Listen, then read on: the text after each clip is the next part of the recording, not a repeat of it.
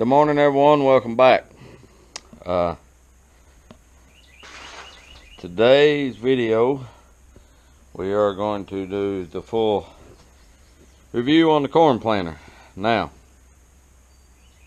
and the reason we're doing this is because we're done with it for the season. I'm done with all the replants and everything, so I've got to get it cleaned up and put away for the year. As you can see, I've just backed it in the barn here and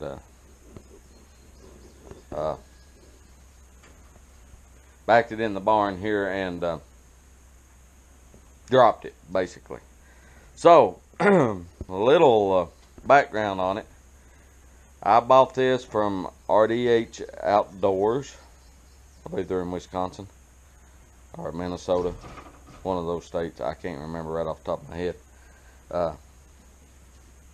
I bought it this spring. It was shipped and delivered as promised. The machine was as described, and it has done me well. I have been super pleased with the job that the corn planter's done. It planting some of the newer sweet corn varieties, the seed is very small and not uniform. I have planted in several different types of soil conditions, from very dry, cloddy ground to damp ground, borderline too wet to plant. So I planted in several different soil conditions, and it's done well. I planted in bottoms, hills, rolling terrain, uneven terrain, etc. But like I said, I've been very pleased with it. I am planting, you can see here, here's where you adjust your population. This series of sprockets here and this series here, and I am running it on about 12-inch spacing currently is where we're running. But it seems to regulate the seed very well. Like I said, I'm very pleased with the job it done. Really and truly, you know, overall, if I were giving it a percentage, I'm 100% satisfied with it. Now, with all that being said, and then I'm probably going to be nitpicking just a little bit here, but you know, this is nothing major. The only thing that I've run into on the planter that I'm, you know, and it's not a huge issue, but it is something I'm going to address, is location of top link hole right here. I know it's set up for quick hitch, and it does fine, and it may not be the planter itself, may not be the geometry of the 3-point. It may actually be the 3-point on the John Deere, and that's the only tractor I've pulled it with, the John Deere 5205, which for a small farmer, I love that little tractor. It's a dandy little tractor. But anyhow,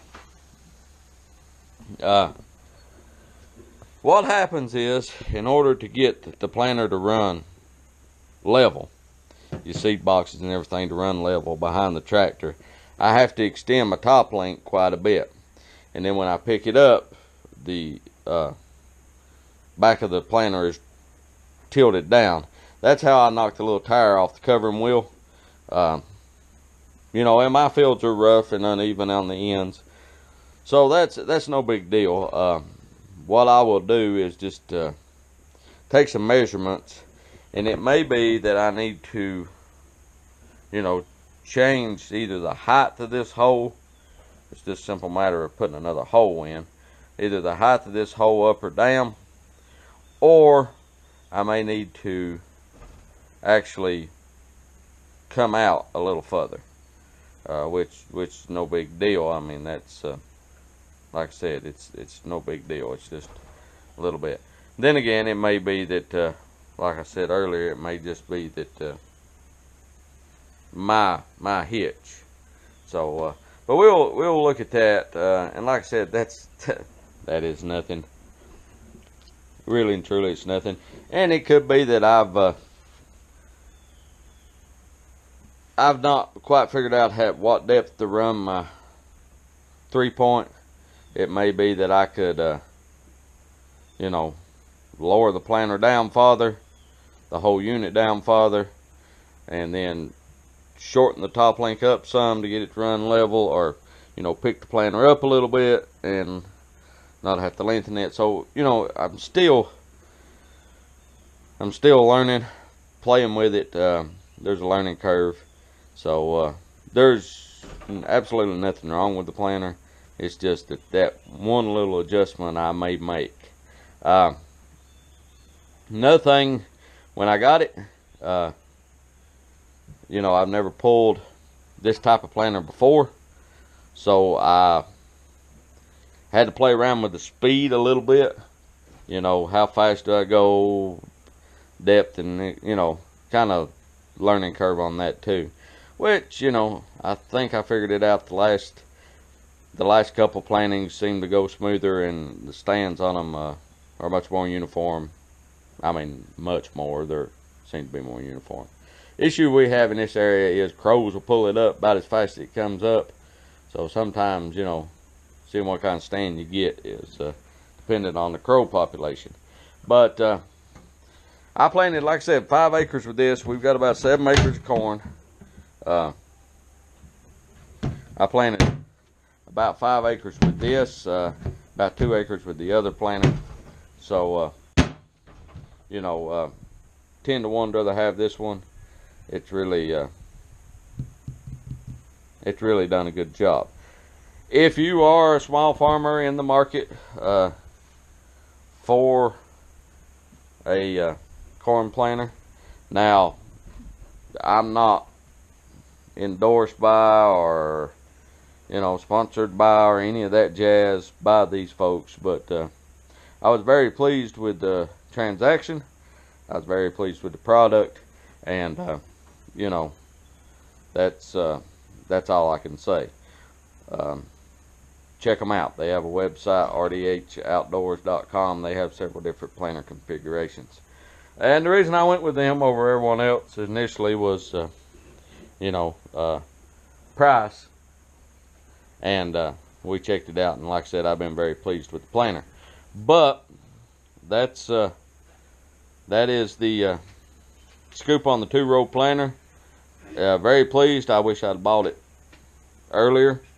I would recommend, like I said, anyone. 2-row, they got 2-row, 3-row. I don't know where they offer 4-row or whatever. Reason I went with a 2-row versus 3-row, very simply put, is my fields they're small, and I usually plant sweet corn in acre increments. I'll plant an acre, wait 10 days, plant another acre, wait 10 days, plant another acre. That way, you know, we're hand harvesting all the corn. That way we have a continuous supply of corn on hand when we're harvesting. But, you know, so I'm planting about an acre, and they're usually uneven and odd shaped and everything. So I wanted 2-row for that reason. You know, I can plant an acre pretty quickly with it. So, with all that being said, if you are in the market, you know, I'd recommend one. I've been very pleased with it. It has done an excellent job, and like I said, I wish I bought it earlier. But that is kind of wrapping up the John Deere planter. Like I said, there's no complaints. The location top link hole, but that's not a complaint. That's just observation for my particular setup. I may need to move it.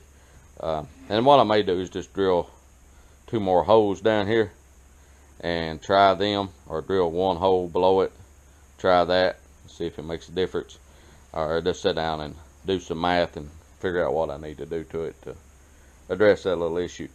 But anyhow, that's what it is. What we're going to do, I'm going to take the seed boxes and the meters off, pressure wash everything down, grease it, lubricate the chains, rollers, get all the dirt off of it, take the meters off the boxes, clean them out, store them in a nice dry place, and then put it on a pallet, set it back in the dry, and we'll be ready for use next year. So that's where we're at on the planter. And if you like what we're doing, if you want to see us using this thing, you know, like I said, I've been very pleased with it. Please subscribe to us. Thanks to everyone who has. Keep watching videos. We're going to keep making them. We're going to take you along, kind of show you the daily grind on a small vegetable farm.